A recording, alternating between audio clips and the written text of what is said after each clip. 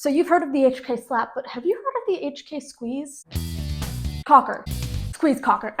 I mean squeeze cocker. Hi, and welcome to my channel. I'm Bunny, or Gun Bunny. If you didn't know this about me, I am a lover of weird guns. And this is one of the weirdest guns I have ever come across, the HK P7. I was supposed to hold it in my hand. Let me go get it.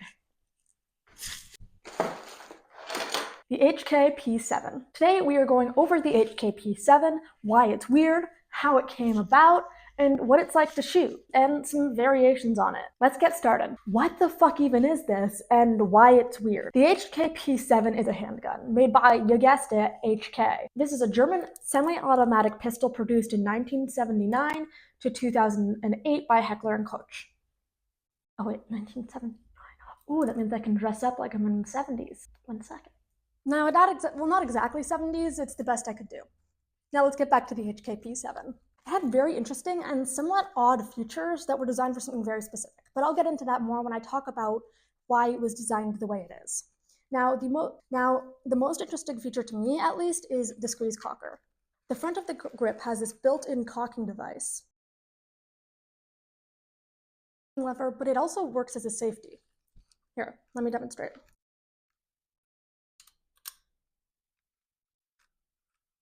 Hammer is now cocked.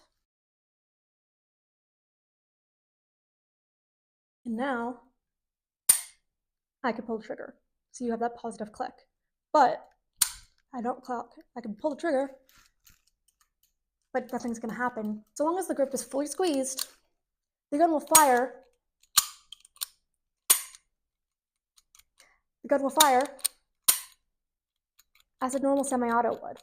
As soon as the grip on the squeeze cocker is released, the gun is now decocked and means it's safe. But not only does this gun have a squeeze cocker and safety, but it has a mag release at the bottom of the mag well.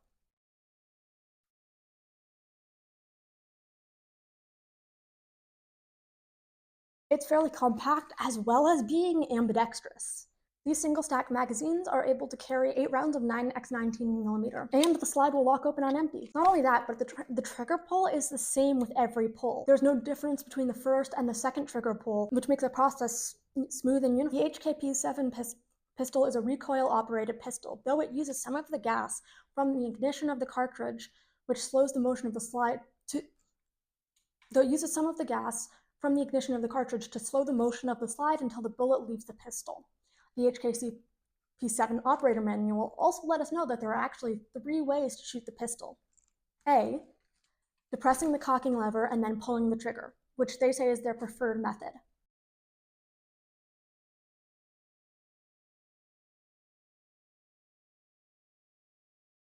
Which is single action. B, pulling the trigger and then depressing the cocking lever.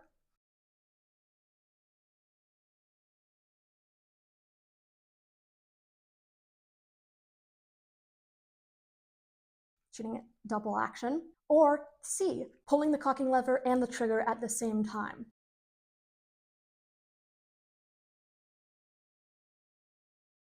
Anyway, this unique pistol was designed due to necessity, so let's get into what that is now. September 5th of the 1972 Olympics, held in Munich, Germany.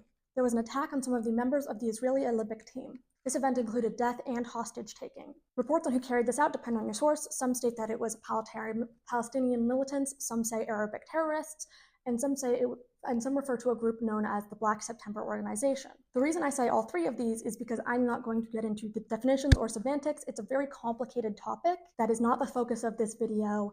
This event was, however, the catalyst that drove the German police force to take their firearms more seriously and look for a new contract. Seeing the opportunity, HK designed the HKP7 specifically to be an option for this contract, and in 1976 it was official that the HKP7 had claimed the contract and was now the official pistol for German police. This compact pistol gave the police the squeeze cocker, as well as it working for the safety, both worked perfectly for the police's needs. Its ambidextrous and small design were also benefits. And the HKP7 was at its time, if not one of the most expensive production handgun out there. And HK advertised it that way. Since it was so expensive, let's see what it was actually like to shoot.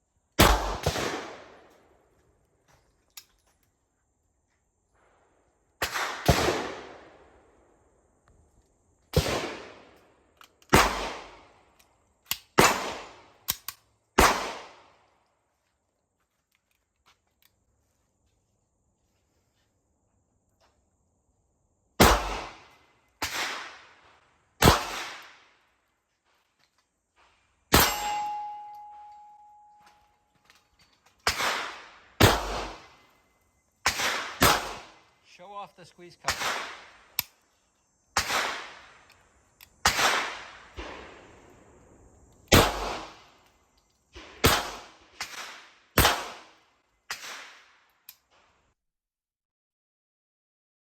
It's a very smooth gun with minimal recoil. It's light, compact. The squeeze cocker isn't crazy heavy, while not being too light that you would accidentally pull it and cock the gun or turn the safety off.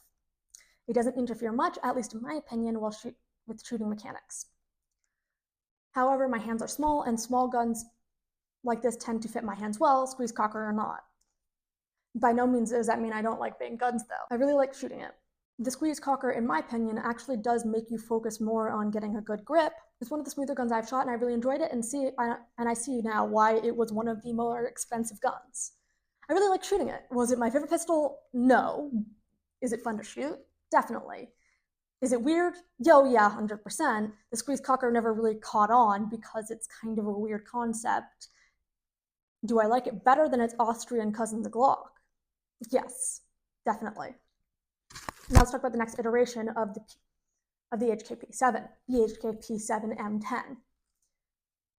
This is another version of the HKP7, a reinforced version made to be much spicier.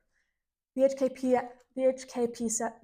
P7 M10 was made to fire 40 Smith & Wesson, had a larger 10-round magazine. I think that the HKP7 is a really, really cool gun, really weird, and has definitely become one of my favorites. This might be an unpopular opinion, but I do really prefer it to the Glock. The Glock, which its dingus, is very similar to the squeeze cocker in concept. Anyway, I hope you enjoyed my video and maybe learned a little bit about the HKP7. If you knew all of this already, that's great. I just love sharing cool things that I've learned because this channel is all about my journey. I really enjoyed this and I hope you enjoyed it. So if you did, please like and share and subscribe and check out some other videos on my channel. Bye!